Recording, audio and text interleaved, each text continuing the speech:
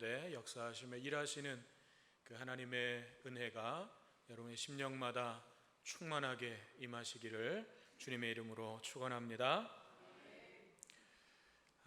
날씨가 정말 이제 뜨거워졌습니다. 근데 여러분 이제 조금 느끼지 않으세요? 예전에는 막 30도만 돼도 와 불볕더위 그랬는데 이제는 뭐 34도, 35도 이래도 또 여름이구나. 뭐 36도 올라가도 그냥 그래 좀 뜨겁네. 좀 우리도 그만큼 또 단련되어 가는 것 같아요. 이게 좋은 건지 안 좋은 건지 모르겠지만 우리의 모든 상황 속에서 어려움과 또 힘든 것들이 우리 앞에 놓일 때에 우리 거기에 부딪혀서 계속해서 전진해 나갈 때 우리는 또 그것을 넘어서는 힘과 능력을 하나님께서 우리에게 주실 것을 믿습니다. 오늘 그래서 저는 사도신경 강해를 이제 좀 시작을 하려고 합니다. 사도행전 강해도 아니고 뭔 사도신경 강해냐라고 생각하시는 분들도 계시겠지만 사도신경은 우리의 신앙생활 속에서 굉장히 중요한 부분입니다. 그럼에도 불구하고 그 중요성이 간과되거나 또 예배 순서 중에 하나 정도, 사도신경은 그냥 예배 순서 중에 그냥 하나 있는 거 아닌가? 그 정도로 여기면서 그냥 형식에 치우치는 경우를 많이 보게 됩니다. 여러분, 사도신경이 무엇입니까? 사도신조라고도 우리가 부르죠. 그 뜻은 사도들의 가르침이라고 하는 뜻이에요. 즉 사도들은 예수님을 직접 만났던 사람들이잖아요. 예수님과 함께 동행했고 동거했고 예수님께로부터 직접 말씀을 듣고 배웠던 사람들이 사도들이었어요. 그 사도들의 가르침 위에 초대교회의 모든 신앙의 전통과 또 교리적인 뼈대가 그 사도들의 가르침 위에 세워졌던 거거든요. 그래서 이 사도들의 그 가르침의 어떤 신앙의 내용들, 그 내용들의 아주 핵심적인 것들이 바로 사도신경에 집약되어 있다라고 보시면 되겠습니다. 한마디로 기독교 복음의 진리가 함축되어 있는 것, 그것이 사도신경이다라고 할 수 있겠습니다. 그래서 초대교회 때부터 오늘에 이르기까지 이 땅에 있는 모든 교회 공동체들은 이 사도신경을 가지고 우리가 이것을 믿습니다, 우리가 이러한 신앙의 내용들을 믿습니다 라는 신앙의 고백으로 사도신경을 드리고 있는 것이고, 우리 교회도 그 전통을 따라서 예배를 드릴 때, 매주일 예배를 드릴 때 예배 초반부에 사도신경을 함께 고백하고 있는 것입니다. 근데 여러분 어떻습니까? 사도신경 우리 매주마다 예배 때 함께 고백하는데 그 사도신경을 고백하실 때 그것이 진정 어떤 나의 고백으로 하나님 앞에 드려지십니까? 아니면 그냥 외우는 시간, 전능하사 천지를 만드신 하나님 아버지를 내가 믿사오며 그냥 쭉쭉쭉쭉쭉 외우고 끝나는 그런 하나의 어떤 예배 순서로 지나가십니까?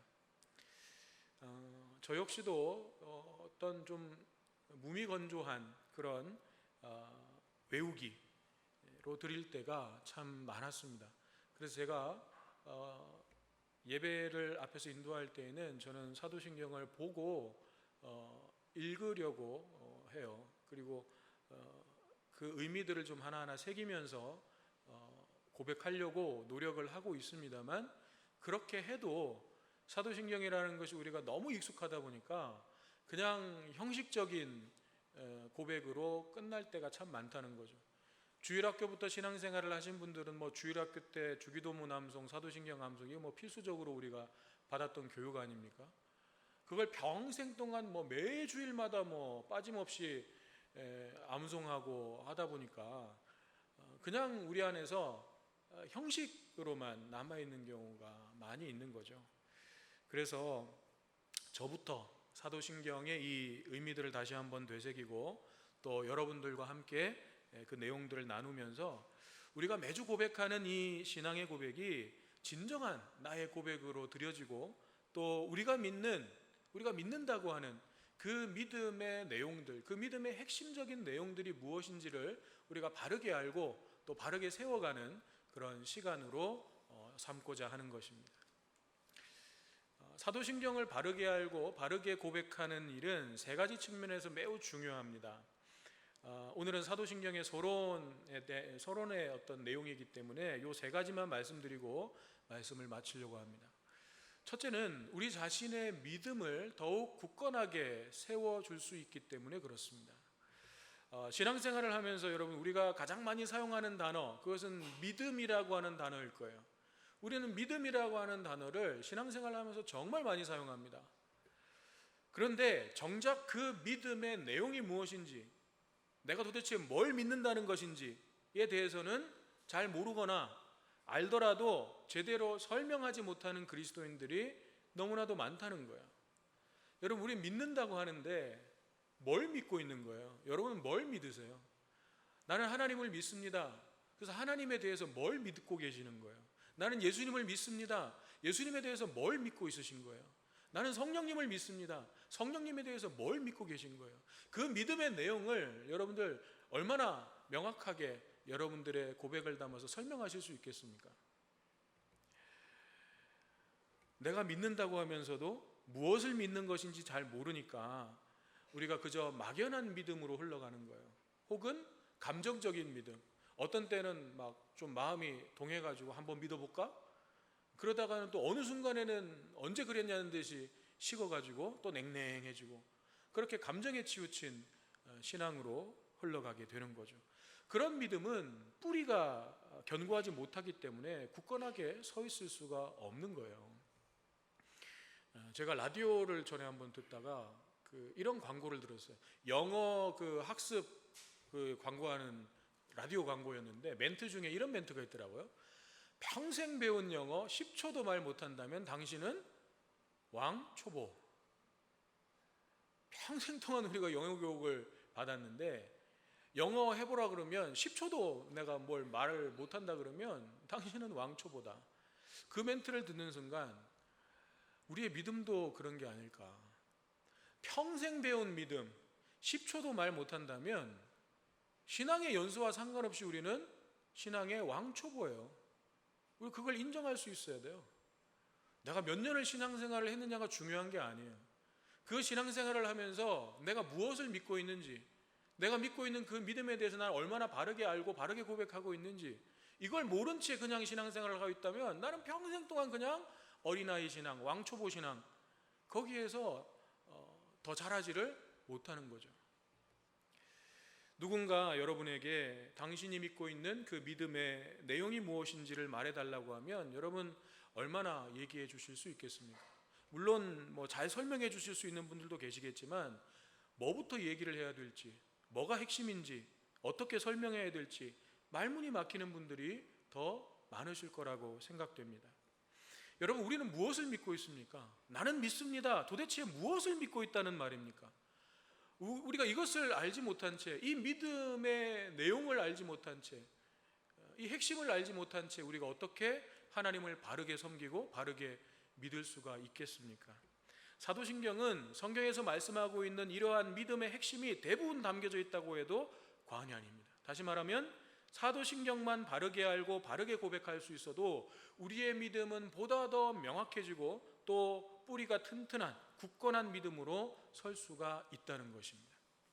그러므로 신앙생활을 하시면서 무엇을 믿어야 하는 것인지, 내가 도대체 뭘 믿는 것인지를 잘 모르실 때, 혹은 내 믿음이 흔들린다고 느껴지실 때, 그럴 때는 사도신경을 조용히 다시 한번 되뇌어 보시면서 그 의미들을 묵상해 보시면 큰 도움이 될 것입니다. 두 번째, 사도신경을 바르게 알고 바르게 고백하는 일이 왜 중요한가? 두 번째 이유는 이단들의 공격 속에서 바른 신앙, 바른 믿음을 분별할 수 있기 때문에 그렇습니다. 이단들의 공격이라고 하는 것은 오늘날만 있는 게 아니에요. 신천지니 뭐니 오늘날만 있는 게 아니라 초대교회 역사 때부터 계속해서 이단들은 있어 왔어요. 그리고 그것은 교회 공동체에 매우 큰 위협이었습니다.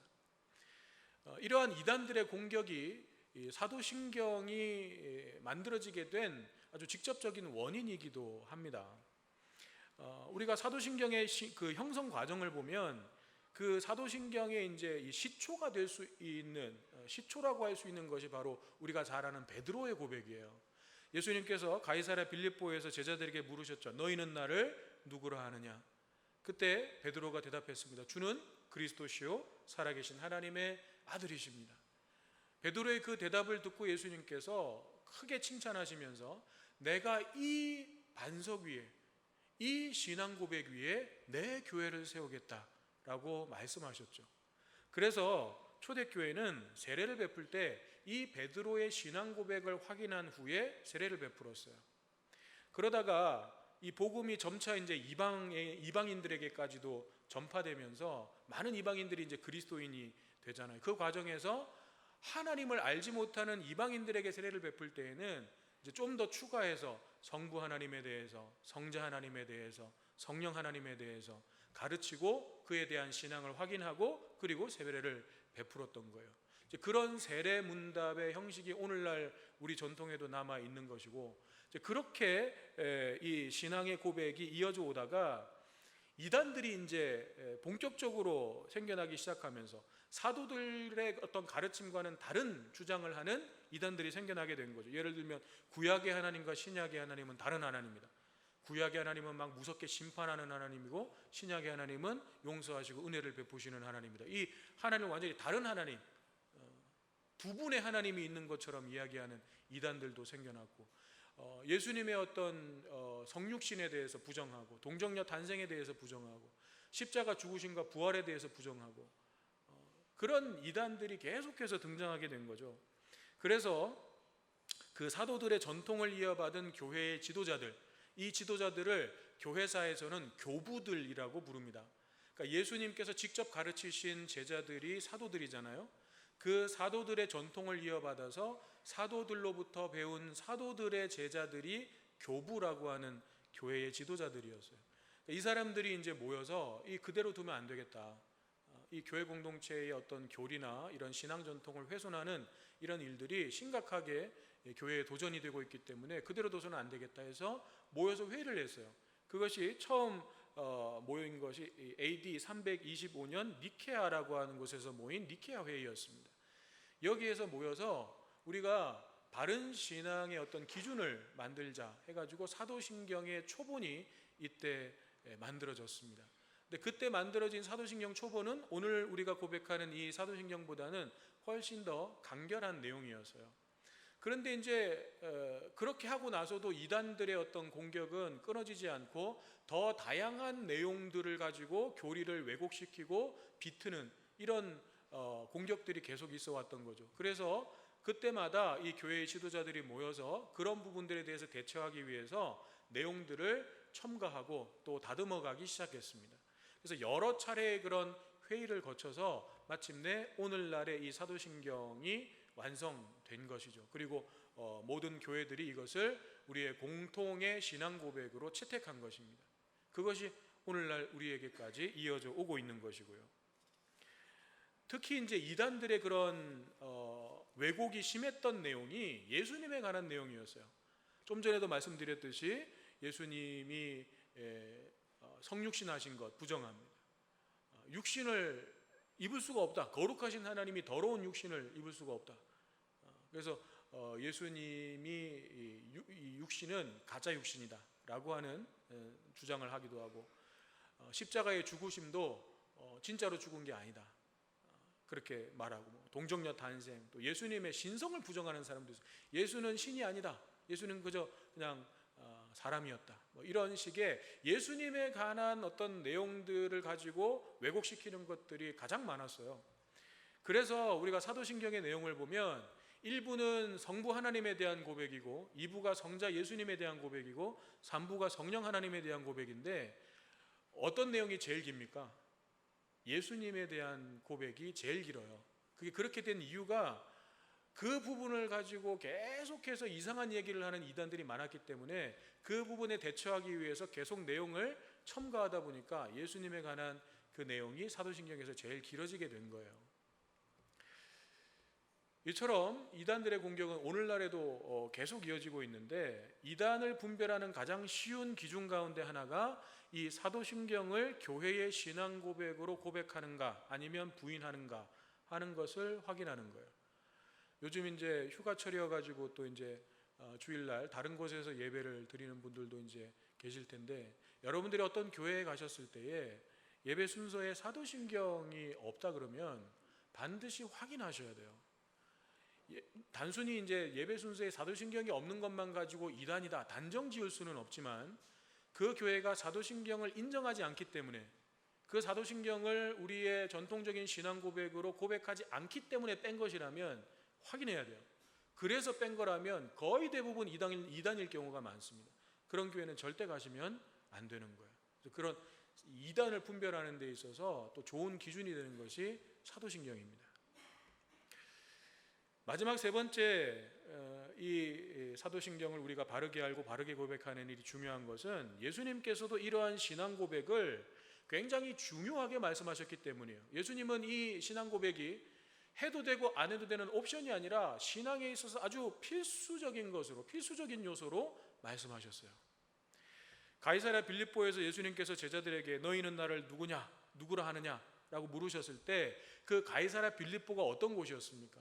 우리가 10가지 같이 함께 나눌 때에 우리가 함께 나눴던 내용들을 잠깐 기억을 떠올려 보시면, 가이사랴 빌립보는 유명한 휴양지였어요. 그러면서 동시에 거기에는 제우스 신전도 있었고 판 신전도 있었고 로마 황제를 숭배하는 신전이 다 모여 있었던 세상 문화와 종교의 중심지, 그게 가이사랴 빌립보였어요.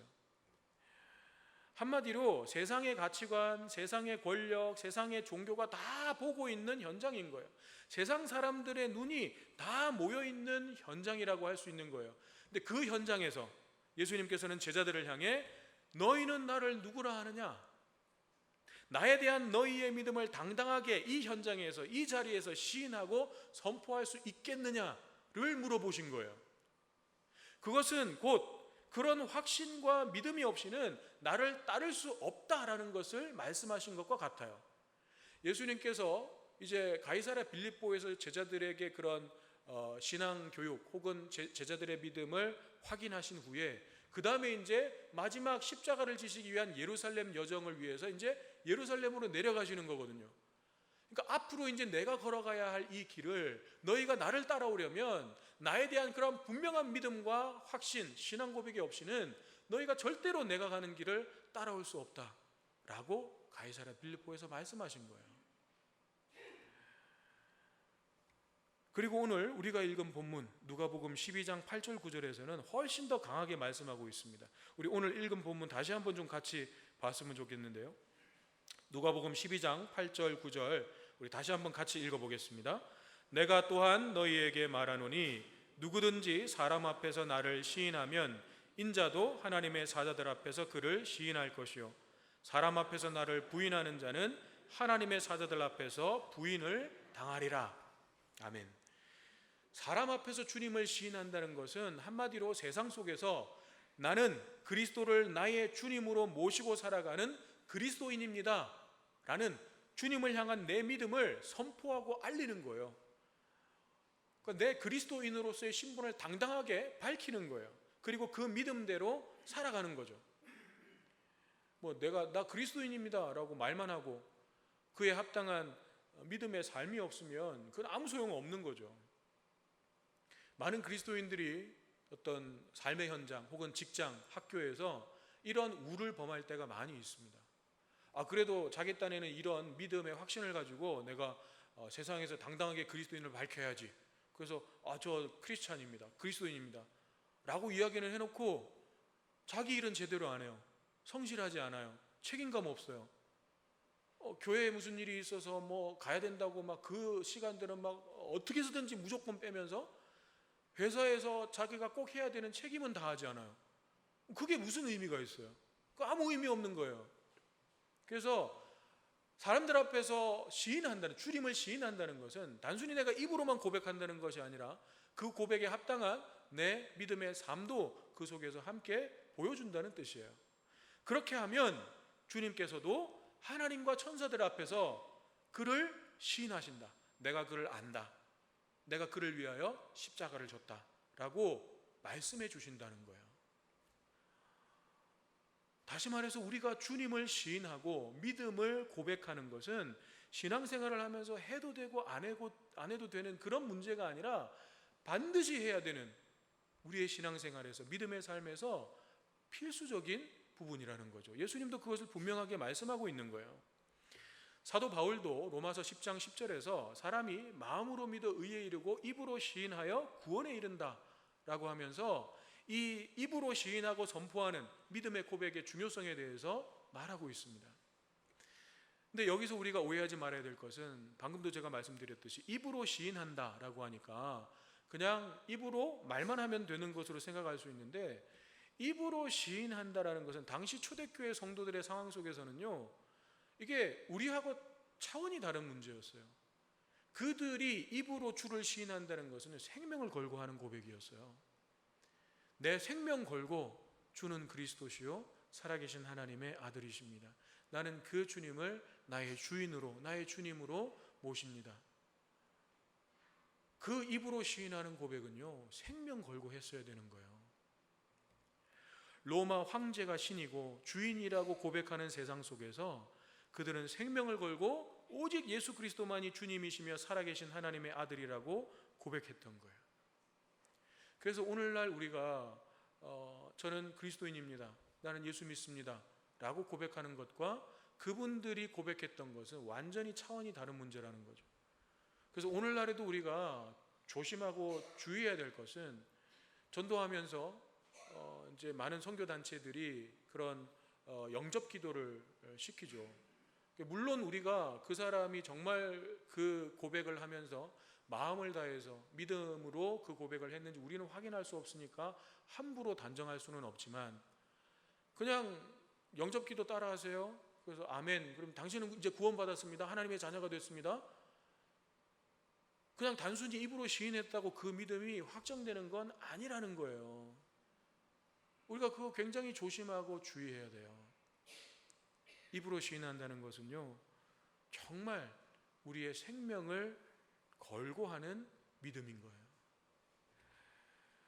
이처럼 사도신경은 교회의 역사와 함께 시작되고 발전되어 온 너무나도 중요한 믿음의 유산이고, 우리의 그 믿음의 선진들이 순교의 피를 흘렸던 그 믿음 역시도 이 신앙 고백 위에 세워진 믿음이라는 것을 잊어서는 안 되는 것입니다.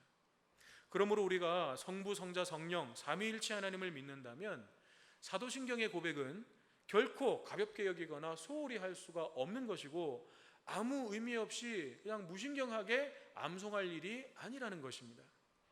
사도신경은 예배 순서를 위해서 만들어진 암송문이 아닙니다. 사도들의 고백이었고요, 또 이 땅의 모든 주님의 교회와 성도들이 함께 고백해왔던, 지금도 함께 고백하고 있는, 그리고 앞으로도 우리가 함께 고백할 신앙 고백이라는 거죠. 사랑하는 여러분, 저는 오늘 우리가 사도들과 초대교회 성도들, 그리고 수많은 믿음의 선진들이 고백했던 이 신앙의 고백을 이어받아서 우리가 살아가고 있는 이 삶의 현장에서 그 신앙을 고백한다는 것이 다른 의미는 아니라고 저는 분명히 믿습니다. 그분들이 자신의 생명을 걸고 정말 그 신앙을 고백하고 그 선포했던 그 어떤 현장과 그 삶과 그 시대와 오늘 우리가 처해 있는 상황이 분명히 다릅니다. 그렇지만 그럼에도 불구하고 오늘날 우리가 그 신앙을 이어받아서 고백할 때에 우리의 그 고백을 담는 마음의 무게, 우리가 이 신앙의 고백을 하나님 앞에 드릴 때에 우리의 마음의 무게만큼은 그분들이 생명을 걸고 이 고백을 드렸던 그 마음의 무게와 동일해야 된다고 믿습니다. 그 무게로, 그 마음으로 우리가 이 신앙의 고백을 하나님께 드려야 되는 것이죠. 그때나 지금이나 세상은 하나님을 대적하고 예수 그리스도를 믿고 따르려는 그리스도인들을 배척합니다. 그런 세상의 문화와 가치와 풍조 속에서 우리가 주님을 시인하고 그분에 대한 믿음을 고백하고 그 믿음대로 살아가려고 하면 우리는 많은 부분에서 포기해야 될지도 모릅니다. 아니, 포기해야만 됩니다. 그럼에도 불구하고 여러분, 이 신앙 고백을 당당히 하시겠습니까? 정말 우리의 삶 속에서 이 믿음의 고백에 합당한 삶을 살기 위해서 싸우시겠습니까? 사도신경은 오늘 저와 여러분에게 이 믿음의 싸움을 싸울 수 있겠냐고 도전하고 있는 것입니다. 사도신경의 원문은 라틴어로 쓰여져 있습니다. 그리고 그 시작은 이 단어로 시작합니다. 크레도. 크레도라고 하는 말은 나는 믿습니다 라는 뜻이에요. 교회가 공동체가 함께 드리는 신앙 고백이지만 우리는 믿습니다가 아니에요. 나는 믿습니다 라고 시작합니다. 그것은 철저하게 하나님과 나와의 1대1의 관계에서 나의 신앙 고백으로 이 사도신경이 드려져야 한다는 거예요. 우리는 같이 믿습니다. 물론 맞죠. 우리는 공통적인 그 신앙의 내용을 함께 나의 신앙 고백으로 인정하고 받아들이는 거예요. 그렇지만 그것을 하나님 앞에 내가 고백할 때에는 철저하게 나는 믿습니다가 되어야 되는 거예요. 내 믿음인 거예요. 내 신앙 고백인 거예요. 우리가 이것을 놓치면 안 됩니다. 매주일 우리는 나는 믿습니다 라고 고백하면서 예배를 드리고 있습니다. 그렇다면 우리는 정말 진심으로 이 신앙의 고백에 담겨져 있는 진리를 믿고 있습니까? 여러분, 우리는 정말 이 사도신경에 나와 있는 이 믿음의 내용들을 정말로 믿고 있습니까?